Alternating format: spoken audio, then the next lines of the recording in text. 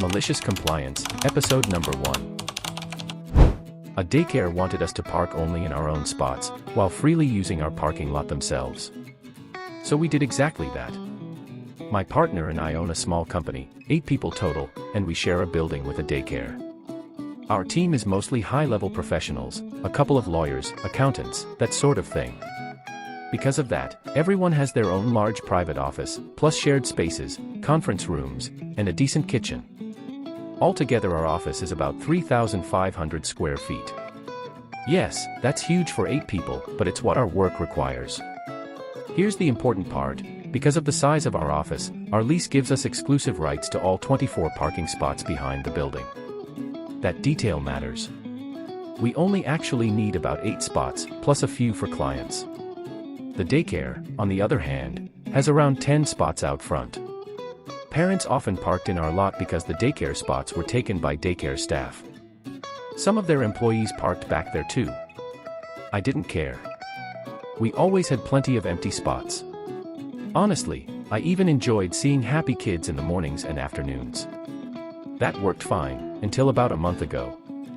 I started coming in a bit later, right during morning drop-off. Our parking lot turned into total chaos, parents, kids, cars everywhere. So one morning, I parked in the daycare lot out front. After all, they'd been doing the same thing to us for years. First day, no issue. Second day, the daycare manager noticed me getting out of my truck and gave me a death stare. About a week later, I parked there again. My truck got towed. No warning. No conversation. Nothing. I went inside thinking maybe they towed the wrong car. I drive a very noticeable old blue pickup. The manager came out and said, "Nope, not a mistake." And she said it in the most condescending tone imaginable. Basically, we can't be responsible for unfamiliar adult men who don't work here. Parents feel uncomfortable having to walk farther or seeing a strange man in the parking lot. She looked me up and down while saying it. For reference, I'm just a normal 30-year-old guy. Then she added, "You have parking in the back, don't you? Just park there and leave the front spots for us." I roll. Walks away. I kept my cool because there were kids around, even though I was furious. Not the time or place to lose it. A couple days later, I told her that next time she should talk to me before calling a tow truck and sticking me with a $600 bill. I asked for an apology and suggested a compromise. Since parents use most of our spots during drop-off and pickup, could I occasionally park out front when schedules overlap? She flat out said no and repeated the same lecture as before. So I let it go. Thought that was the end of it. Until a week later. One morning I had nowhere to park again. I had to sit in my car for 10 minutes waiting for parents to leave so I wouldn't get towed. And who do I see? The daycare manager, calmly parked in our lot. Before me. That's when I decided to comply. Exactly the way she wanted. I called the building owner and, okay, technically lied a little, said that due to licensing requirements we were applying for, we needed to install a gated parking system with access limited to employees and clients. We'd cover all costs. He approved it the same day. 2 weeks later, the gate was installed. The first morning after. Absolutely worth it. From my corner office window, I had a perfect view. Daycare staff started mashing every button on the gate, trying to get into the lot they'd been using for months, probably years. Then their front lot filled up completely. Then parents started showing up. Someone from the daycare had to stand by the gate explaining there was no access anymore. Their lot turned into a traffic jam. Parents double parked, shoved kids out of cars, and ran inside. Everyone else had to park about half a mile away at a parking lot visible from our windows. Eventually I went downstairs, waved at the manager, and went back inside. She shot me a look so full of hatred that my smile grew even wider. Apparently she later sent an angry email to the building owner saying it was unfair that one small office had all the parking in the entire back lot. Turns out, she didn't even know it was already ours. The owner replied that maybe they'd discuss parking later, since he hadn't realized our lease gave us full rights to the lot, but that it wasn't an issue for him. I don't know why he let me install the gate either, but hey. I've got 2 years left on the lease, plus a 5-year renewal option. I'm not going anywhere. Neither are my 24 parking spots. Postscript. The building is next to a park and residential area. No danger to kids. Parents now just walk half a mile through grass and a playground to reach the daycare. They don't even have to cross a road. If anything, I probably improved their daily routine. Not sure daycare staff were ever supposed to park there long-term anyway. Edit. For everyone asking why I didn't tow her car. 2 reasons. First, and most important, I was exhausted. I'd been working 12-plus-hour days for months. That day was near the end of that stretch. I just wanted to get inside and finish my work. Calling a tow truck was the last thing on my mind. Second, $600 is a lot of money. I grew up poor and know how badly that can hurt someone living paycheck to paycheck. Another day, maybe I would have done it. But I'm glad I didn't. Boss told me I had to use my vacation by the end of the month, but also said no one was allowed to take time off. So I read the policy. Our company sent out this lovely email from HR, subject line in all caps. Use it or lose it. We were told we had to use all remaining PTO by the 30th or it would be gone forever. That same day, during the morning meeting, my manager announced that since it was the end of the quarter, no one was allowed to take time off until the 1st. So I asked how that was supposed to work. He shrugged and said, "Talk to HR." HR told me to talk to my manager. Perfect. Corporate Ouroboros. So I did what I always do when I'm annoyed. I opened the company policy handbook and became a very petty librarian. On page 14, I found a sentence I had never paid attention to before. Vacation requests not denied in writing within 48 business hours are considered approved. Right under that, it also said PTO can be taken in partial days, minimum 1 hour. Bless the lawyers. So I submitted 10 separate PTO requests. 2 hours off every morning for the following week. 2 hours off every afternoon the week after that. 1 request for Friday from 3 to 5 p.m., plumber coming. And 1 full day to visit my mom. All requests went through the HR portal, which automatically notifies the manager and CCs a shared inbox that nobody ever checks. Then I went back to work and set a reminder. 48 business hours passed. No denials. Every request flipped to approved in the portal. Green check marks. Confetti animation. The whole deal. Monday morning at 9:58 a.m. I happily posted in the team chat. Heading out, see you at noon. Manager immediately messaged me asking to join a client call. I replied with a screenshot of the PTO policy and my approved request. Silence. Then I saw the typing dots. Then, nothing. By midweek, our team calendar looked like Swiss cheese. Half the team suddenly remembered they also had unused PTO and started submitting it in chunks. Meetings began overlapping with green PTO blocks everywhere. Finance eventually realized that if we didn't use the PTO now, they'd have to pay it out when people left, and they hate that. HR sent another email saying PTO now needed to be coordinated, but that already approved requests would be honored. Manager called a meeting asking why productivity had dropped. I said we were just following HR's instruction to use our remaining PTO. He said he meant November. I forwarded him the original email. Dated this month. He sighed and said he didn't think anyone actually read the handbook. So yeah. I used every single minute. Took my mom out to lunch. My plumber fixed the damn sink at 3:40 p.m. while I drank tea. The following week, we got a brand new policy update. During end-of-quarter periods, PTO can only be taken in full days. Managers must respond to PTO requests within 24 hours. Thanks for the clarification. Finally. HOA said every violation has to be documented. Cool. Every violation will be documented. I live in a townhouse complex near Boise, Idaho. We have an HOA, but historically they've been pretty hands-off. Mostly landscaping common areas. That's it. About 3 months ago, a guy named Marcus moved in a few doors down. Almost immediately, he joined the HOA board. Didn't bother learning how things worked first, just jumped straight into enforcement mode. Since then, this dude has been firing off violation notices for everything. My neighbor got one because her doormat was burgundy instead of brown or black. I didn't even know that rule existed. Another neighbor got cited because his car was sticking out about 4 inches past the parking line into a guest spot. 2 weeks ago, I got one myself. My kid left his skateboard on the front porch. Apparently, all recreational equipment must be stored out of sight. It was there for maybe 4 hours. He had just gotten home from school. I asked Marcus if maybe, just maybe, he could knock on the door or talk to people like a human being before sending formal notices. He said, word for word, rules are rules. If I start making exceptions, where does it end? Okay then. So I dug up the HOA bylaws. All 47 pages that nobody has opened since about 2008. Turns out, there are a lot of rules nobody follows. No exterior security cameras visible from the street. Marcus has a Ring doorbell. No flags allowed except the US flag, and only on specific holidays. At least 8 houses have seasonal decorative flags.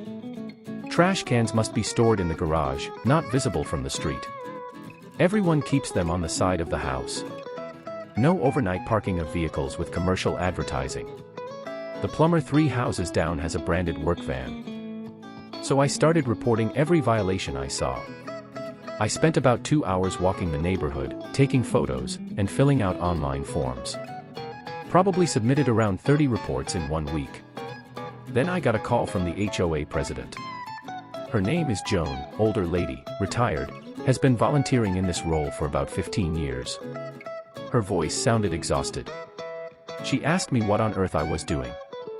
I told her I was just ensuring equal enforcement of the rules. Rules are rules, right? She said that now they were required to send out all those notices because they were officially logged. And that everything had turned into chaos, because about half the board members, including Marcus, were now getting cited too. And everyone was pissed. Yesterday, Marcus came over to my place. No yelling. He just looked tired.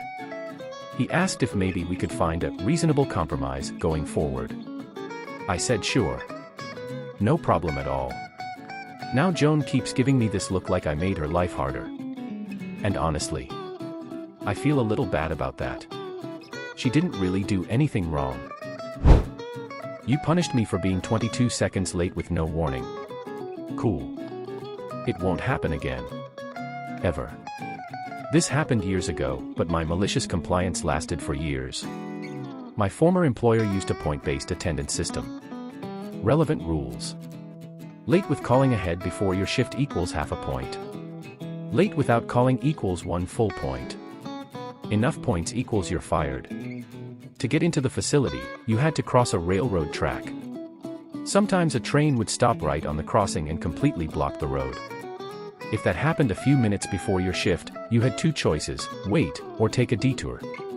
Either way, you risked being late.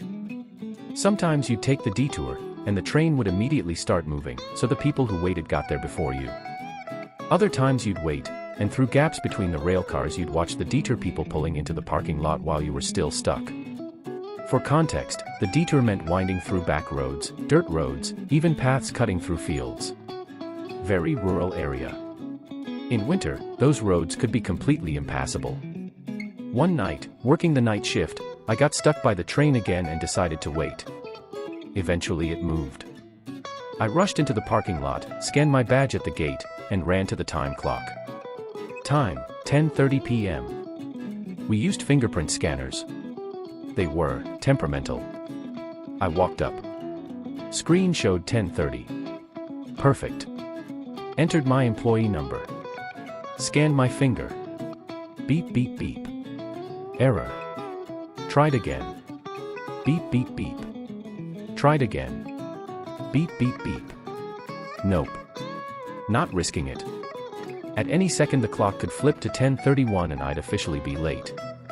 When I got to my station, I told my manager what happened. He said not to worry, he'd manually fix my punch. I should have just listened and moved on. But I'm an anxious person. The next morning, when the office staff came in, I went to the attendance office to make sure everything was fine. The admin decided to check the gate scan time instead. My badge was scanned at 10 hours 30 minutes and 22 seconds. Late. No call. 1 full point. I explained that the train delay was completely out of my control. She told me I should just leave home earlier and sit at work for half an hour every day. Or get a cell phone. I didn't have one at the time. So I chose a different solution. From then on, I started calling in and marking myself as absent, just in case anything happened after I left home but before I arrived at work. I did this every single evening before leaving for my shift. The first few days, attendance was confused. After a couple of weeks, they were annoyed. After a few months, once enough complaints piled up, they finally told me to stop. During that conversation, it came out that calling too early before a shift caused problems. The notifications stopped showing as new by the time they prepared the logs for the next shift. Amazing news for me. From then on, every morning after my shift, I'd call from their office phone and mark myself absent for the upcoming evening shift. They tried to write me up for insubordination. The union shut that down immediately. The contract specified the latest time you had to call in, but said nothing about how early was too early. The grin on my face was legendary. I never forgot that my manager had tried to help me. So if I was actually late or couldn't come in, I'd call him directly to give him a heads up. Even years later, when I finally got a cell phone, I didn't stop. I just started calling on my way home instead of using their office phone. Years later, union reps told me management never really got over it. It drove them insane knowing they'd been outplayed by such a simple loophole. It didn't break the system, but it became a constant source of irritation and quiet rage. And honestly, knowing all of that started because of 22 seconds. Yeah. Some evenings, that alone made getting out of bed worth it. Don't touch my pickup ever again. Sure thing, neighbor. I'm 59 years old and live in a large city in Ontario, Canada. My house is on a small street, only 5 neighbors total. For years now, whenever we get heavy snow or a serious blizzard, and I'm heading out for my night shift around 8 to 9 p.m., I lift the windshield wipers on my wife's car. Then I walk past the neighbors' houses and lift the wipers on their cars too, unless they're outside or actively getting into the vehicle. A lot of people have kids and forget to do it, and by morning the wipers are frozen solid to the windshield. This is just a small habit of mine, doing something nice for the neighbors. Everyone usually thanks me. Some of them even started doing the same thing. Sometimes my wife and I forget, and in the morning I'll see that one of the neighbors did it for us. Recently, one of our neighbors moved out. Last week, a new family moved in, a young couple with 2 kids. A few nights ago, I was heading to my night shift around 9 p.m. Heavy snowfall, forecast said almost a foot of snow, freezing cold. I lifted my wife's wipers and started down the street like always. When I got to the new neighbor's place, I hesitated for a second. We'd only said hello once. But I decided not to make an exception. I had just lifted the second wiper on their pickup when the husband burst out of the house yelling, "Hey! What the hell are you doing with my truck?" I tried to explain that I was just lifting the wipers because of the snow, trying to help. He kept yelling, "Get the hell off my property and don't ever touch my stuff again." Then his wife came running out and started yelling too. I apologized and left. The noise brought out a couple of other neighbors, who tried to explain that this is just something we do on our street. The couple didn't want to hear it. Fast forward to the next morning. I got home from my shift and saw the guy's wife outside, desperately trying to peel the frozen wipers off the windshield. Looked like she was trying to take the kids to school. She saw me and yelled, "Hey! Could you help me, please?"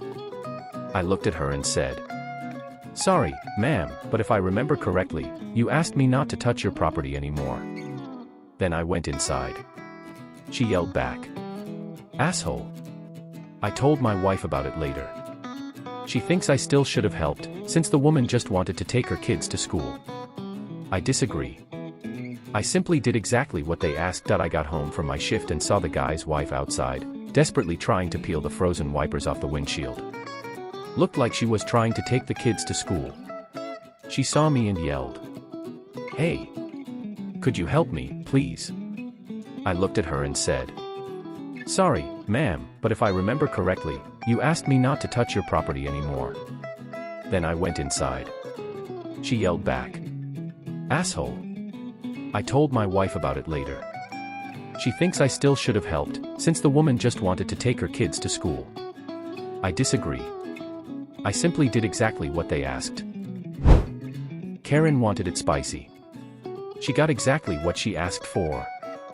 Back in the day, I worked as a service manager at one of the busiest locations of a very popular Mexican fast casual chain. I won't name it, but guacamole cost an extra $1.95, and we were required to ask every single customer if they were okay with paying for it. One Sunday morning, the second busiest time of the week, 2 employees no-showed. We were barely keeping up trying to finish prep before opening at 11 a.m. About 10 minutes before opening, Karen bursts in through the side door clearly marked, "Employees only," followed by 15 teenage girls. My cook recognized her. She came in a lot at night and was always awful, rude, condescending, especially toward our Latino staff. Karen announced that her girls could order whatever they wanted, threw her credit card at me, and went to sit down scrolling on her phone. Company policy said I couldn't ring in an order without the cardholder present. Also relevant, I was 30 weeks pregnant, exhausted, and just wanted to sit down for 5 minutes. I went over to explain. She waved me off like I was a fly. I tried again. She looked at me with pure disgust and said, "What part of 'they can get whatever they want' don't you understand? I don't care what it costs. Just bring me the check. And don't interrupt me again or I'll get your fat ass fired." I don't cry easily, but pregnancy is brutal, and I was this close to losing it. I swallowed it and said, "Okay, ma'am. I'll put the order in exactly as you said and bring you the check." The girls were actually very sweet. Most of them ordered double meat. Every single one got bottled water, chips, and guacamole. All of them. The cashier and I could barely hold it together watching the total climb, and finally land around $250. I dropped the check on Karen's table. She didn't even look at it. I went to eat and told the cook to call me when the show started. Halfway through their meal, I saw him waving at the camera, absolutely dying laughing. I came back upstairs to Karen literally foaming at the mouth, screaming for the manager. When she realized I was the manager, she ground her teeth and slammed the check on the table. Refund. The girls were basically done eating. I calmly explained that I couldn't issue a refund, giving away that much meat, guac, and cheese for free would get me fired. I gently reminded her that she told me, twice, that they could order whatever they wanted as long as she got the check. She kept screaming, calling me stupid and fat. Again, pregnant. Her meltdown started holding up a massive line, and customers began yelling at her to just leave. Then she shoved me. Hard. Thankfully the cashier caught me before I fell.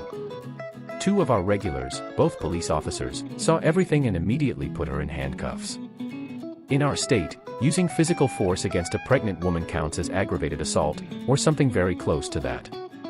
I felt awful for the girls, they did nothing wrong. I told the officers I didn't want to press charges. They explained it didn't matter. She assaulted me in front of witnesses while they were on duty. She was arrested. Parents had to come pick up the girls.